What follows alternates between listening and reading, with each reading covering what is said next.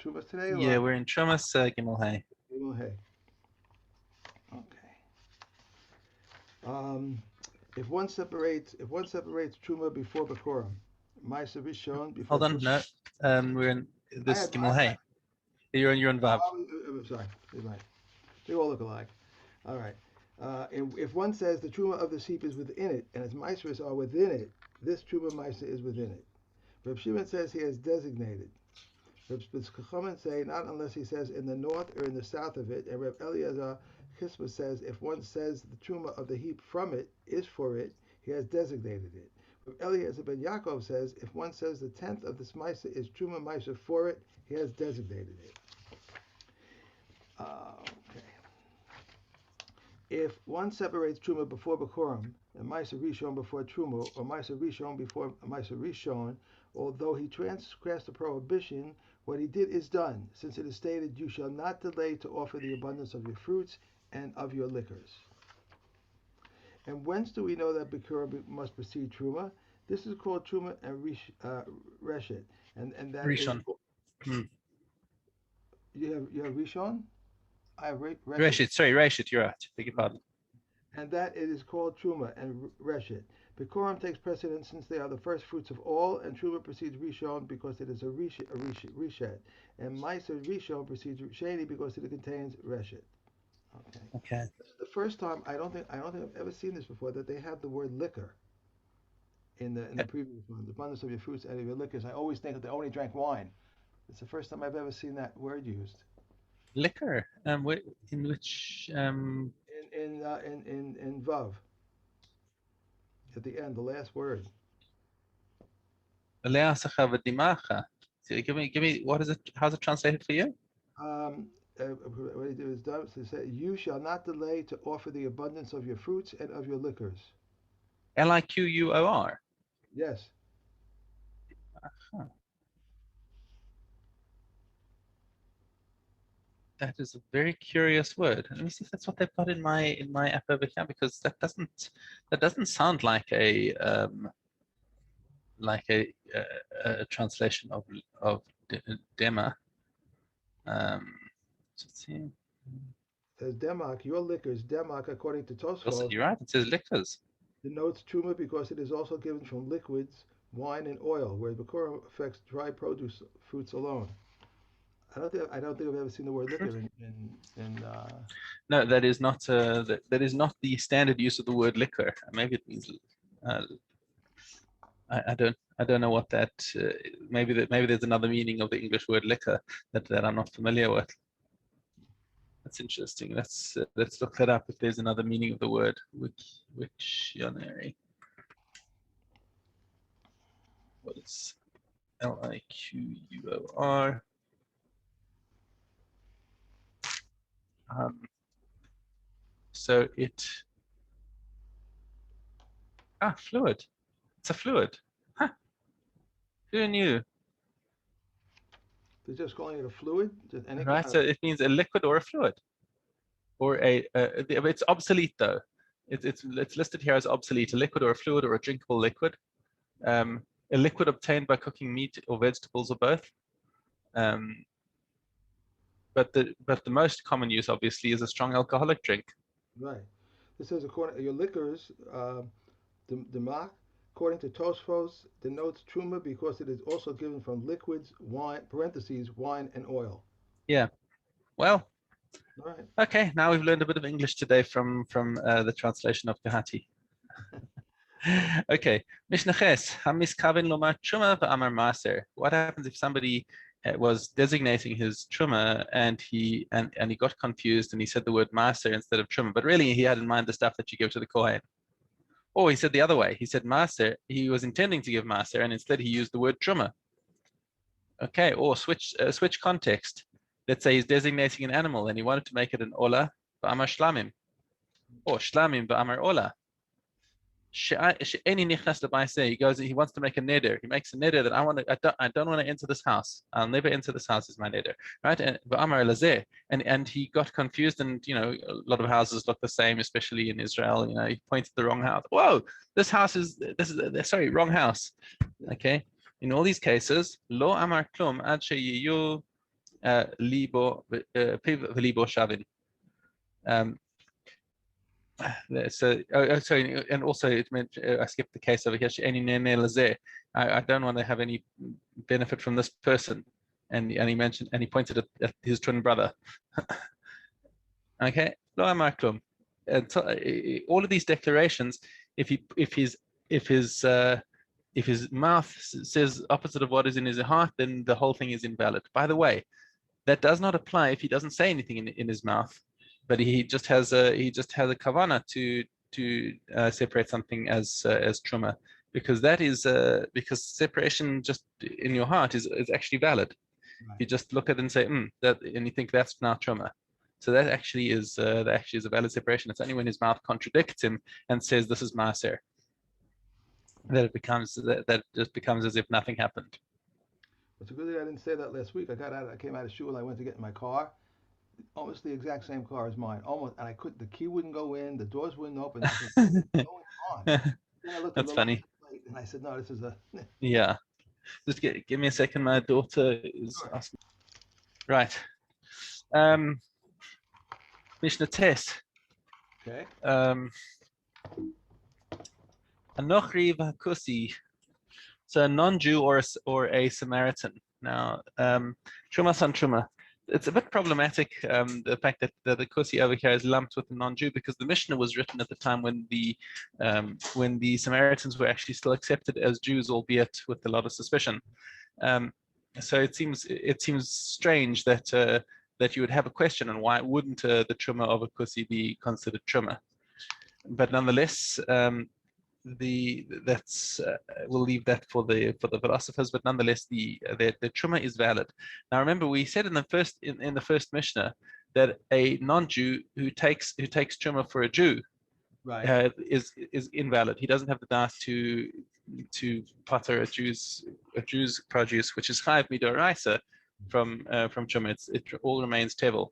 However, if the Nokri is the farmer in Eretz Yisrael and he sees, oh look, all these Jews are giving truma, and this is the minhag hamakom, and I want to do something that's pleasing to Hashem. So you know what? I'm also going to give truma, and so he separates out truma and says, I want to give this to the kohen. So says the Mishnah, it's a valid truma. He can separate from his own stuff. Umasra saying maser, and furthermore, their maser is also considered maser v'hekdesh and hekdesh. And if he sanctifies it and gives it to the mikdash, then it belongs to the mikdash. And all 100% valid. Rabbi Yehuda Omer ein lanochri kerim revai. He says when we have a vineyard, we know in the first 3 years are orla, and that's whether he's Jewish or not Jewish. But the idea of a revai is, remember, revai has very similar dinim, if not identical dinim, to Maaser Sheni, that you would have to take it to Yerushalayim in Itzit B'Kedusha. Okay.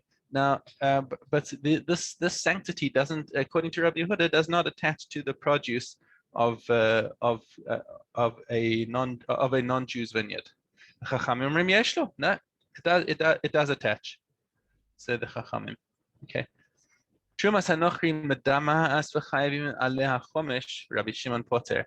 And furthermore, not only does the non-Jew have the power to declare truma, but if the non-Jew's truma got mixed up in chulin, then it causes meduma.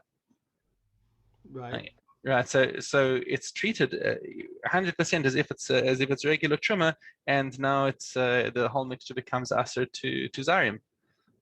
Although Rabbi Shimon is poter, he says that and if a non-kohen eats it by mistake, then he has to pay back not just the truma but also an added chomesh. Although Rabbi Shimon says the chomesh doesn't apply because it's the truma of a non-Jew, it's sort of second-class truma. And while it seems that he agrees that that it does cause meduma, but he says if a non-kohen eats it, then he doesn't have to pay the chomesh. Halacha doesn't follow Rabbi Shimon. We treat the truma of a non-Jew as truma lechol davar. Okay, Perik Daled. Amafresh miktas truma umasros. Now, what's our case over here? Now this is something where you've got to watch the state of play carefully. Normally, when you take truma, you've got a big pile of lemons. Okay, so let's say you've got 20 lemons on your table, and you decide, okay, one lemon over here is going to be truma. So you pull it aside, and that's enough to make your truma, and it's all. And so beforehand, everything was tevel. After you take your truma, you've got a truma lemon and you've got chulin lemons over there. So everything is sorted out. Right. But now what happens is you've got a farmer who's got this great big pile of grain, and his bucket isn't enough to take the amount of truma that he wants to take. So he says, okay, I'm going to separate our truma like this. So I'm separating truma. So right now, just watch the state of play. He's got this big pile of tevel. He reaches in and takes a bucket of truma, and he says, I want to take another bucket of truma. But at the moment that he takes out a bucket of truma, an argument can be made that, okay, so he's got truma in the bucket, but what's left in the pile is, let's say the truma that he wants to take is 2 buckets, just to keep it simple. So that means that first bucket that he took exempted half of the pile. So now he's got so now that giant pile of grain that he's got is half tevel and half chulin, half chulin pater. Now he sticks his bucket back in the pile. What's he taking? He's taking half chulin and half tevel. Now you can't take from the chayiv and the pater, or from the pater and the chayiv. So if he's taking truma from the grain that's already been exempted by his first bucket, we got a problem. You follow the problem over here? I see it. Right. Okay. So now this is what the Mishnah is coming to rule on. Amafresh miktas truma or masras. So whether you're doing this for truma, whether you're doing this for maser, the principle is the same. Moti mimena truma alav aval lo lamakom acher. It says the Mishnah, this is fine. You're doing it all in one. You're doing it even if you're doing it and taking the truma and going away and coming back and taking another bucket full. We can say that you're taking the truma for this pile, and you don't have to be choshesh that you're taking from the chulin part as opposed to from the tevel part, because the truma has to be taken from the tevel. Okay, it says that's fine as long as you're doing it only for this pile. But let's say he wants to take this as truma for another place. Okay, now normally you have to take chulin, you have to take truma min hamukaf. Okay, but let's say there's just another pile right next to it. Okay, so you've got 2 piles, and you were taking from this pile, and now he says, oh, I've taken my first bucket load of truma from this pile. Let me take my second bucket load also to exempt the second pile. So now, says the Mishnah, now you're crossing the boundaries, because now you're taking from something that's already partially been exempted for something that's entirely tevel. So the Mishnah draws the line and says you can only do this multiple loads of truma thing if it's all in the same place, but to exempt something from another place, that we're not going to permit. Rabbi Meir af matzihu lemakom acher truma umasros, and Rabbi Meir dissents and says even for the other case he's makel, that you're allowed to, that if you had 2 piles next to each other. I just want to see if they make any points about it being min hamukaf. And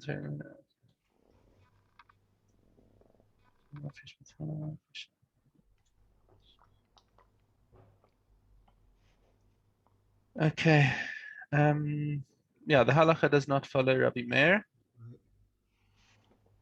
So you can only do it from one place.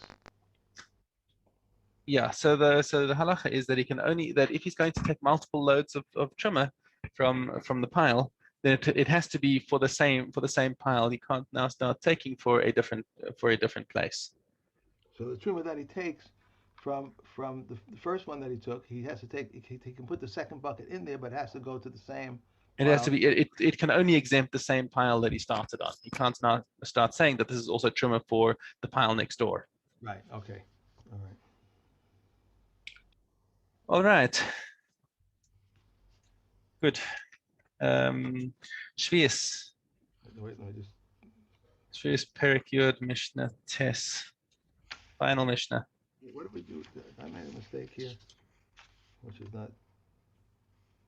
Okay, all right. I just got to fix this over here. I made a little mistake. Mistake. I was making mistakes. Okay.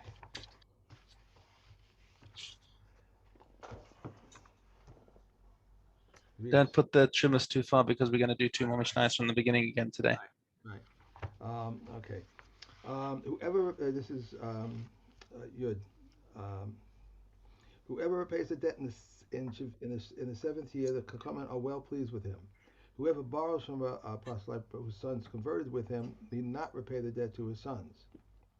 But if he repays it, the Kakaman are pleased with him. All movable property is acquired by drawing it, and whoever keeps his word, the Kakaman are well pleased with him. Okay, back to the beginning of Terumos. 5 may not separate truma, and if they separated, their truma is not truma.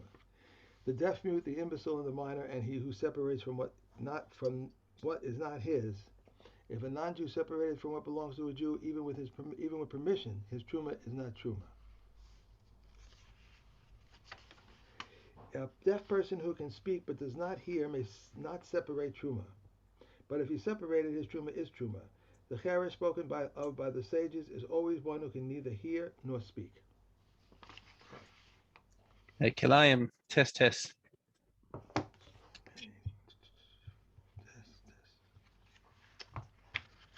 Um, Felted materials are forbidden because they are combed, and edging of wood on linen is forbidden because it interlaces the web.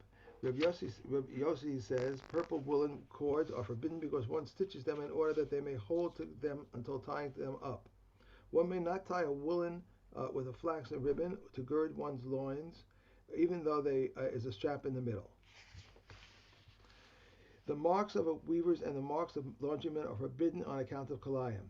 A single stitch is not considered a fastening, and it does not come under the prohibition of kalayim, and if one undoes it on the Sabbath, he is exempt. If one brings both ends to the same side, he is fastening and comes under the prohibition of kalayim, and if one undoes it on Shabbos, he's liable. So Yehuda says if only if one makes 3, the sack, a basket combined to constitute kalayim. Hadron alach Maseches Kilayim, and now let's go Hadron alach Maseches Shvius. One more Mishnah from Shvius. So we finished Shvius today and we started again. When we say Hadron alach, we mean it literally. Okay. Until when is it permitted to plow in an orchard on the eve of the sixth of 6-year fruit, eve of Shavuot? Beit Shammai says as long as it benefits the fruit, but Beit Hillel says until Atzeret, and the view of these approximates the view of those. Right? Okay. That's it. Okay. Now. Okay. Okay. So I can put Shavuos away, and I just have out Shavuos and Truma. Okay. No, Kalayim we're putting away, right? Hey, you can put away Kilayim, yeah. Okay. We are in Uxin. Yeah.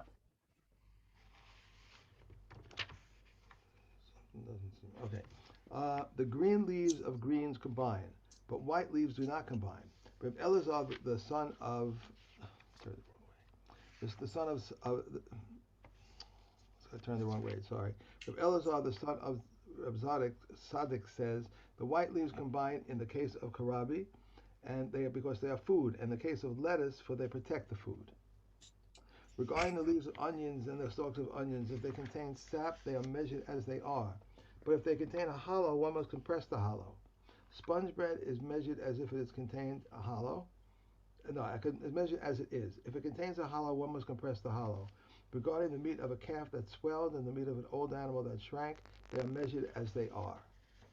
Regarding a cucumber that one planted in a flower pot and it grew and extended out of the flower pot, it's tahor. Reb Shimon says, what is the basis for purifying it? Rather, the tummy portion remains with its suma, and the tahor portion may be eaten. Okay. Olas, Daled Aleph.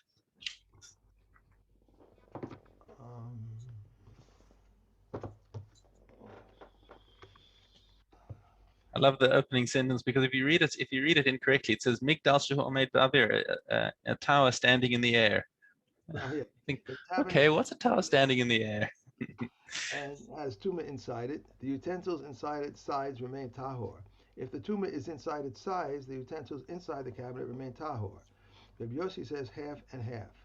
If the cabinet is standing inside a house and tuma is inside the cabinet, the house becomes tameh. If tuma is inside the house, whatever is inside the cabinet remains tahor, because it is the way of the tuma to exit, but is not the way of the tuma to enter. In a case where there are utensils between the cabinet and either the ground, the wall, or the ceiling beams, if there's a space of one handbreadth, they are tameh, but if not, they are tahor. If tuma is there, the house becomes tameh. The drawer of a cabinet contains a cubic handbreadth of empty space and has an open smaller than a square handbreadth. If there is tuma inside the drawer and the house becomes tameh. If there is tuma inside the house, whatever is inside the drawer remains tahor, because it is the way of the tuma to exit, but it is not the way of the tuma to enter. Rabbi Yossi rules the house tahor because one can remove the tuma in halves and burn it on its place. Right, because remember that the idea is that the tumah is going to have to go outside somehow. So Yeah. therefore, the whole house is tameh because that's the way the tumah is going to go. But Rabbi Yossi says, but you could remove it in pieces. So if you removed it in situ inside that drawer, where it's got its own space, and you take it out in pieces, then so it's not inevitable that the tumah is going to travel through the house. Mm-hmm. If the cabinet is standing in the doorway, open to the outside, and there is tuma inside the cabinet, the house remains tahor. If there is tuma in the house, whatever is inside the cabinet becomes tameh because it is the way of the tuma to exit, but not the way of the tuma to enter. If a wheel extends no more than 3 finger breadths beyond the basket, and the wheel contains tuma that is beneath the ceiling beams of a house, the house remains tahor. When does this ruling apply? When there is a space of 1 cubic handbreadth in the wheel, and the wheel is not removable, and the cabinet is large. And adios.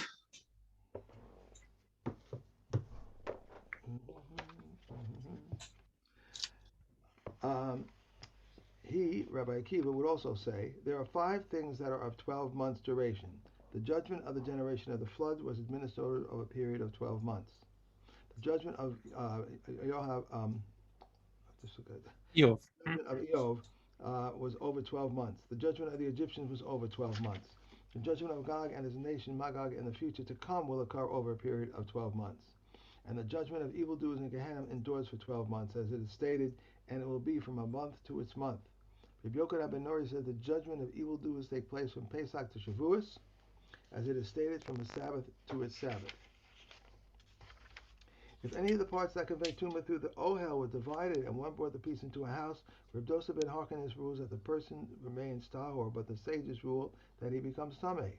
How so? If one simultaneously touches 2 half olive-sized pieces of nevela and carries them, or in the case of a corpse, if one touches a half olive-sized piece while it forms a roof over a Remember, half. we just did this Mishnah in Orlos. If one touches a half olive-sized piece while it forms a roof over a half olive-sized piece, or if one touches a half olive-sized piece while another half olive-sized piece forms a roof over him, or he forms a roof over 2 half olive-sized pieces, or he forms a roof over 1 half-sized olive piece, while another half-sized olive piece forms a roof over him, in each of these cases, Reb Dosa ben Harkanis rules that the person remains tahor, while the Kakaman rule that he becomes tameh. But if he touches a half olive-sized piece of a corpse while something forms a roof over him, and over another half-sized olive piece, or if one forms a roof over a half-sized olive piece while something forms a roof over him, and over another half-sized olive piece, he remains tahor. Rameir said, even in this case, Reb Dosa rules that the person remains tahor, and the kakaman rule that becomes tameh. In every case where a person is subject to tumah from 2 undersized pieces of a corpse, the kakaman will maintain that it becomes tameh, except for a combination of touch and carrying, or carrying and roof. This is the rule. According to the comment, any 2 associations from the same category render the person tameh, whereas 2 different categories leave him tahor. There's 2 different categories being by touch and by ohel. But if the 2 things that are by ohel, then they will combine. Separate pieces of tameh food do not combine. These are the words of Reb Dosa ben Harkanis, but the comments say it does combine. One can deconsecrate Maisa Sheni onto an stamped coin. These are the words of Reb Dosa. Now the comments say one cannot deconsecrate Maisa Sheni in this manner. One must immerse his hands in a mikveh for the katos water, and these are the words of Reb Dosa. But the comments say if one's hands has become tameh, his entire body is treated as though he had become tameh. Okay. Okay. And Megillah.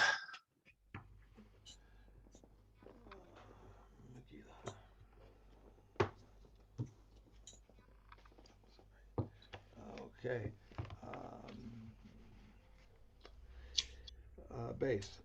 They Gimel. make, you know, Rehuda says further, in a synagogue that has been destroyed, one may not offer eulogies therein, twist ropes therein, spread nets therein, spread produce on its roof, nor use it as a shortcut. Wait, this is wrong. Uh, We did this already. no. I remember. Yeah, that's right. That's right. Gimel, Gimel. Carry on. Yeah, I remember saying this yesterday. Spread nets therein, spread produce on its roof, nor use it as a shortcut. For the Torah states, "And I shall make desolate your sanctuaries," and this implies that they are holy even when they are desolate. If grass grew in the ruins, one may not touch it because of grief. On the first day of Adar, which falls on Shabbos, we read the portion of Shkalim. If it falls on a weekday, we advance the reading of Shkalim to the Shabbos before, and interrupt the reading of the four parshios on the next Sabbath. On the Sabbath, we read the portion of Zachar. Remember what Amalek did. On the third Sabbath, we read the portion of Parsha Aduma, the red cow. And on the fourth Shabbos, we read the portion of Hakodesh Hazeh, Hakodesh Hazeh Lechem. This month shall be to you. On the fifth Sabbath, we resume reading the regular order. For all the following occasions, we interrupt the regular order on Rosh Chodesh, on Hanukkah, Purim, on Mamados, and on Yom Kippur. Missed out Tanios, but that's okay. What is it? What did I say? You missed out the Tanios, the fast days. I try to leave those out. Yeah, me too. Yeah. Okay. On Pesach, we read the portion of the festivals in Leviticus. On Shavuos, we read the portion of the 7th week. So on Rosh Hashanah, we read the portion of the 7th month on the first day. On Yom Kippur, we read the portion of after the death. And on the first day of the festival, we read the portion of the festivals in Leviticus. And on all the remaining days of the festival, we read the portion of the sacrifices of the festival. Okay. I can't believe we're starting Devarim already. What's Right? what Devarim? Do we start Devarim next? After No, Bamidbar. Midbar, I meant by Midbar, yeah. I mean, it's going so fast. It just seems like Yeah.